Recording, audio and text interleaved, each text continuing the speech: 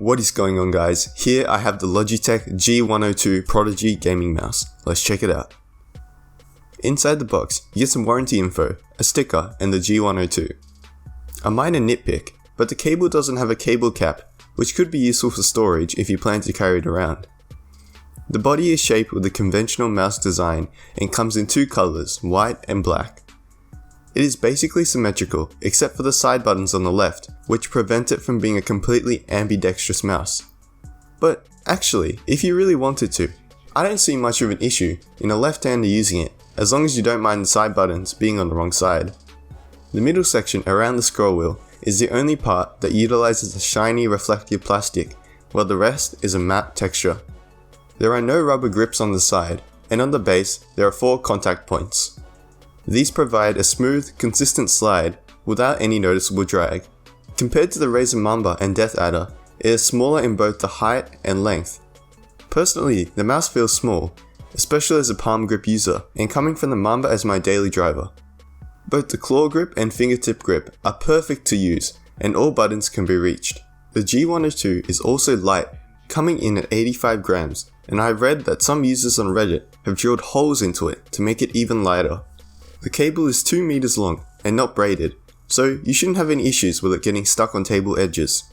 The outer layer is rubber and very thin, but feels quality and super light to the point that you'll forget it's even a wired mouse. In total, there are 6 programmable buttons on the G102. The primary left and right buttons are consistent wherever you press, except in the very corners, which is to be expected. The side buttons are easy to press, but have enough resistance to prevent accidental triggers. The DPI button in the middle can be used to change the DPI, but it only moves upwards in increments and loops back from the top. The step levels can be changed in the Logitech G Hub software, which I'll touch on later. It's not the easiest place to click, but I don't change my DPI very often, so it was fine for me.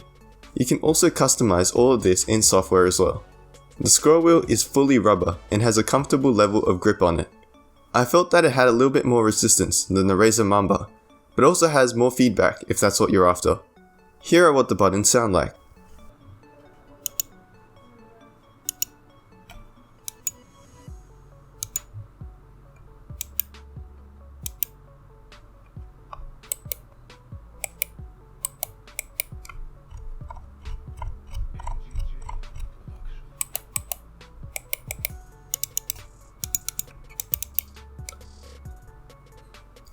The Prodigy gaming mouse sports the mercury sensor, which can go up to 8000 DPI and 1000 Hz polling rate. Inside the Logitech G Hub software, you can add more or remove increments in the DPI tab. You can also change the polling rate if needed.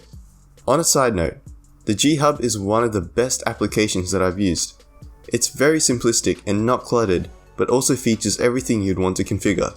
You can set up buttons with certain commands or macros that you want to execute. Some applications like OBS and Discord actually have integrations with the mouse that allow you to set up actions that directly control those applications. This is the complete opposite from Razer Synapse, which in my experience always feels sluggish on my PC and doesn't respond half the time. The G102 features a RGB logo and partial RGB ring around the middle of the mouse. This is literally one of the brightest RGB mice that I've seen, to the point that I have to reduce the brightness even in a well-lit room. By default, when plugged in, it will cycle through different colors. If you want to change the lighting pattern, you'll need to do that through G Hub. It doesn't look like you can assign different colors to lighting tones, so the whole mouse will display the same color.